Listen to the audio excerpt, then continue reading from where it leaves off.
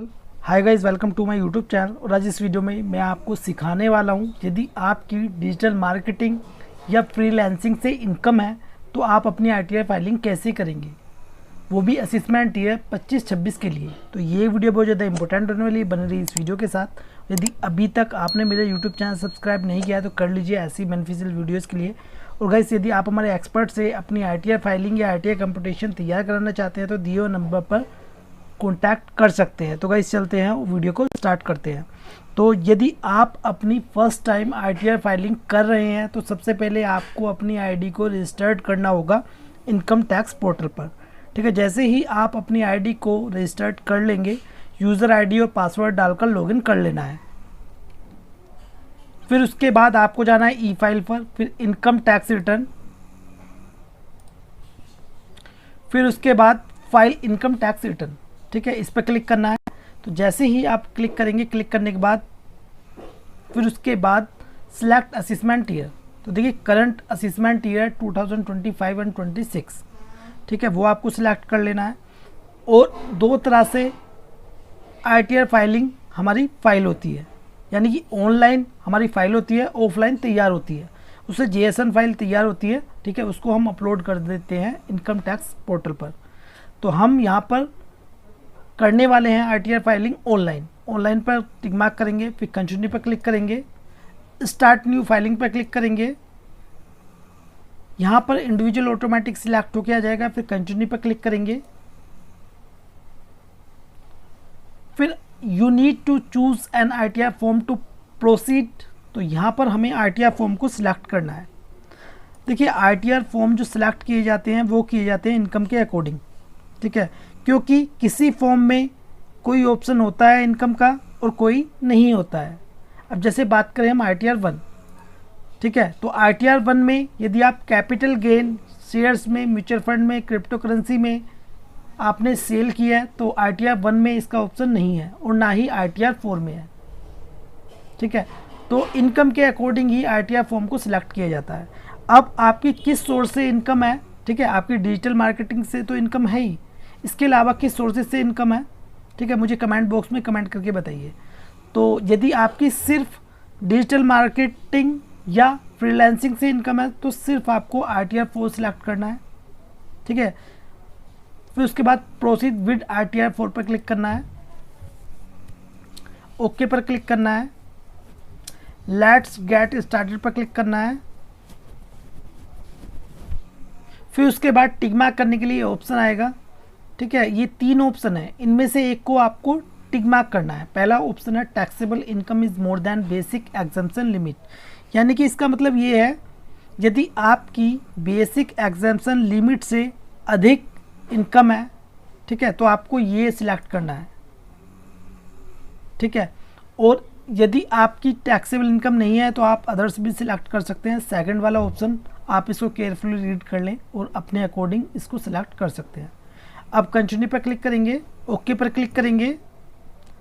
अब ये है पर्सनल इन्फॉर्मेशन। ठीक है, इस पर क्लिक करेंगे, ऊपर की तरफ पर्सनल इन्फॉर्मेशन है, यानी कि पर्सनल डिटेल्स है। अब यहाँ से हम आरटीआर फॉर्म को स्टार्ट करेंगे। नेचर ऑफ एम्प्लॉयमेंट, तो यदि आपके केस में सैलरी है तो आपको सिलेक्ट करना है इसमें से, जैसे कि इसमें दिए हुए central government, state government, PSU, pensioners. ठीक है, और नोट एप्लीकेबल का भी इसमें ऑप्शन दिया हुआ है। तो हम यहाँ पर सिलेक्ट करेंगे नोट एप्लीकेबल, क्योंकि हमारे केस में सैलरी नहीं है। ओके पर क्लिक करेंगे। अब उसके बाद फाइलिंग सेक्शन, तो इसमें filed under section 139(1) return filed on और बिफोर ड्यू डेट। यदि आप अपनी आरटीआई फाइलिंग ड्यू डेट से पहले कर रहे हैं तो ऑटोमेटिक सिलेक्ट होकर आ जाएगा। और यदि आपने ओरिजिनल रिटर्न पहले से ही फाइल की हुई है और आप करेक्शन करना चाहते हैं तो फिर उसके बाद 139(5) revised after filing original return. ठीक है, आपको इस पर टिक मार्क करना है, ऑटोमेटिकली सिलेक्ट होके आ जाएगा जब आप रिवाइज्ड आरटीआर फाइलिंग करेंगे। अब उसके बाद देखिए ये है, तो यदि आप ओल्ड रिजिम में जाना चाहते हैं तो नो पर टिक मार्क करेंगे, और यदि आप नहीं जाना चाहते तो यस पर टिक मार्क करेंगे। ठीक है, ऐसे ही यहाँ पर नो पर टिक मार्क करेंगे, नीचे आएंगे। ठीक है, इसको भी whether this return is being filed by a representative SEC, इसको भी नो करेंगे। ये है बैंक डिटेल्स, ठीक है, बैंक अकाउंट आपको ऐड कर देना है। फिर उसके बाद कन्फर्म पर क्लिक करेंगे। फिर उसके बाद है ग्रॉस टोटल इनकम, इस पर क्लिक करेंगे।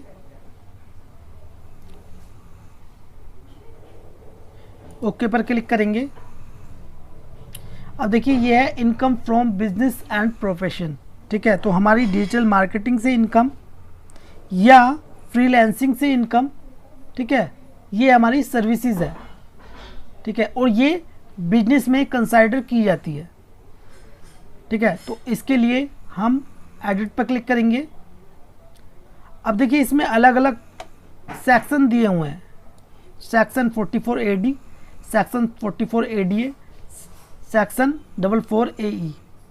ठीक है, तो 44 AD जो होता है वो ये होता है बिजनेस के लिए, सेक्शन 44 ADA होता है प्रोफेशन के लिए, 44 AE ये होता है गुड्स कैरेज के लिए। तो हमारी डिजिटल मार्केटिंग से इनकम या फ्रीलांसिंग से जो इनकम है वो कंसाइडर की जाती है या ऐड की जाती है बिजनेस में, बिजनेस अंडर सेक्शन 44 AD।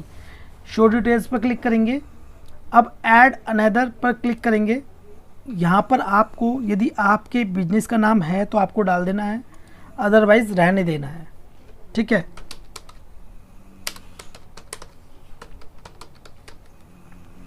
अब बिजनेस कोड, ठीक है, अब इसमें जो आपको बिजनेस कोड डालना है वो आपको डालना है अदर सर्विसेज। ठीक है, क्योंकि डिजिटल मार्केटिंग के लिए या फ्रीलांसिंग के लिए कोई अलग से बिजनेस कोड नहीं दिया हुआ है। ठीक है, तो इसलिए हमें अदर सर्विसेज इसमें डालना होगा। अब डिस्क्रिप्शन में जो आप डालना चाहे डाल सकते हैं। ठीक है, सेव पर क्लिक करेंगे।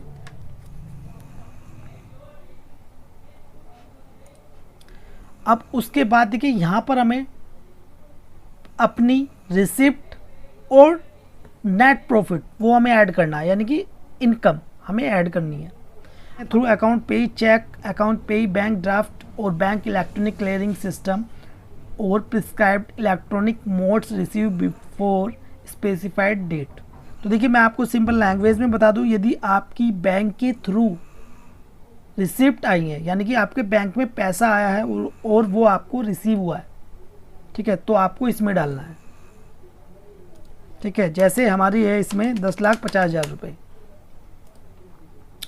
अब नीचे है रिसिप्ट्स इन कैश, और मान लीजिए आपकी रिसिप्ट कैश में भी है।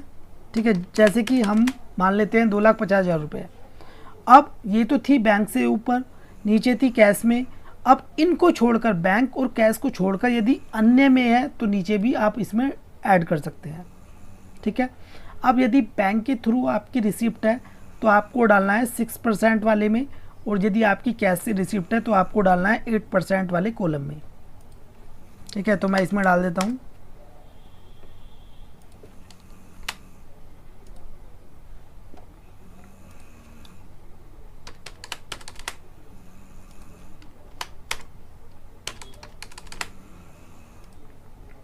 तो मैंने इसमें रिसिप्ट डाल दिया। अब नीचे आएंगे, 4,55,000 रुपये हमारी इनकम हो गई। इसे सेव पर क्लिक करेंगे, ओके पर क्लिक करेंगे। तो जो हमारी फ्रीलांसिंग से इनकम या डिजिटल मार्केटिंग से इनकम थी वो हमने ऐड कर दिया। और यदि आपके केस में सैलरी भी है तो इनकम फ्रॉम सैलरी वाले कॉलम में यहाँ पर ऐड करेंगे। अब उसके बाद यदि आपका रेंट रिसीव्ड हो रहा है तो इस वाले कॉलम में ऐड करेंगे। और इसके बाद है अदर सोर्सेज, यदि आपका कहीं से भी इंटरेस्ट है या अदर इनकम है या डिविडेंड इनकम है तो आप यहाँ पर ऐड कर सकते हैं। ठीक है, अब इसे कन्फर्म पर क्लिक कर देंगे। अब उसके बाद है डिस्क्लोजर एग्जैम्प्ट इनकम, इस पर क्लिक करेंगे।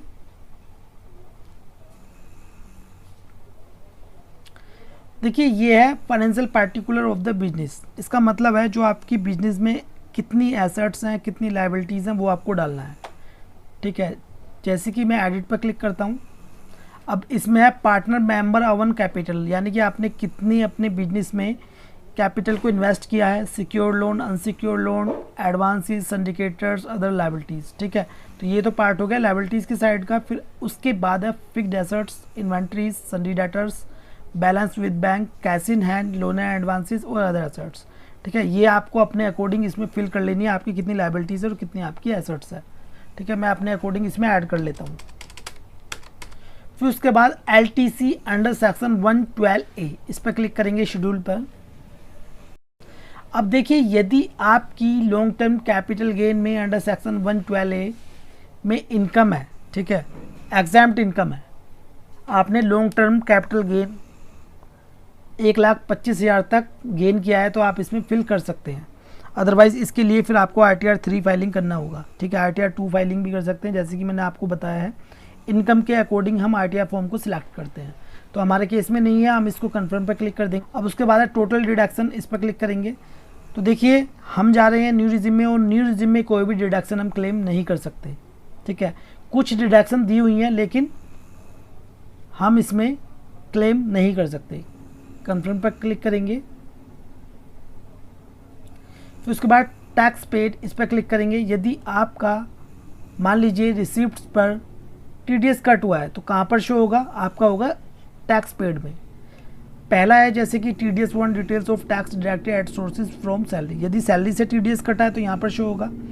फिर उसके बाद है TDS 2 details of tax deducted at sources on income other than salary, यदि आपका सैलरी को छोड़कर कहीं भी TDS कट हुआ है तो यहाँ पर शो होगा, ठीक है। TCS कट हुआ है तो यहाँ पर शो होगा। यदि आपने advance tax self assessment tax को डिपॉजिट किया हुआ है तो यहाँ पर शो होगा, ठीक है। अब इसे कन्फर्म पर क्लिक कर देंगे। अब उसके बाद टोटल टैक्स लायबिलिटी, इस पर क्लिक करेंगे।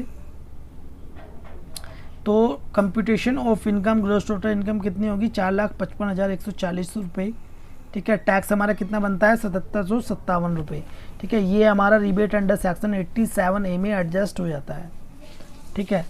तो हम नीचे आएंगे और कंफर्म पर क्लिक कर देंगे।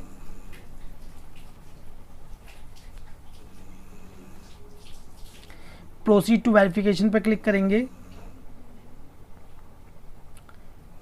ठीक है। यहाँ पर you need to make a payment, ठीक है। यदि आपका टैक्स बनता है तो यहाँ पर टैक्स पेबल आ जाएगा, यदि आपका रिफंड बनता है तो रिफंड शो हो जाएगा, यदि आपका कुछ नहीं है तो जीरो हो जाएगा, ठीक है। अब इसके बाद नीचे आएंगे, preview and submit your return पर क्लिक करेंगे। इंटरनल वैलिडेशन, जैसे कि आप देख सकते हैं वैलिडेशन सक्सेसफुली होकर लिखा हुआ आ गया है। अदरवाइज़ यदि कोई एरर यहाँ पर होती तो शो हो जाती, फिर आपको वो एरर को ठीक करना होता। अब उसके बाद प्रीव्यू पर क्लिक करेंगे। अब ये है ITR फॉर्म, इसको आपको एक एक शेड्यूल को चेक कर लेना है। चेक करने के बाद फिर से प्रोसीड टू वैलिडेशन पर क्लिक करना है।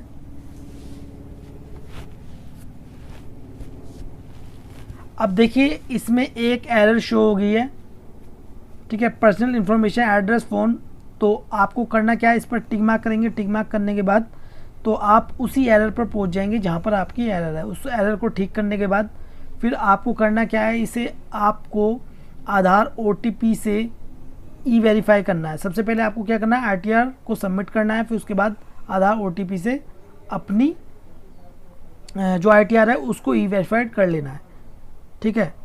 आपके आधार में जो मोबाइल नंबर रजिस्टर्ड होगा उस पर OTP जाएगा, वो OTP आपको ऐड कर देना है, तो ये कंप्लीट हो जाएगा, ठीक है। तो ये था प्रोसेस, यदि आपकी डिजिटल मार्केटिंग से इनकम है या आपकी फ्रीलांसिंग से इनकम है। और यदि अभी भी आपका कोई क्वेश्चन है तो मुझे कमेंट बॉक्स में कमेंट करिए, मैं आपको क्वेश्चन का रिप्लाई जरूर दूंगा। तो ये वीडियो आपको कैसी लगी प्लीज़ कमेंट बॉक्स में जो बताएं।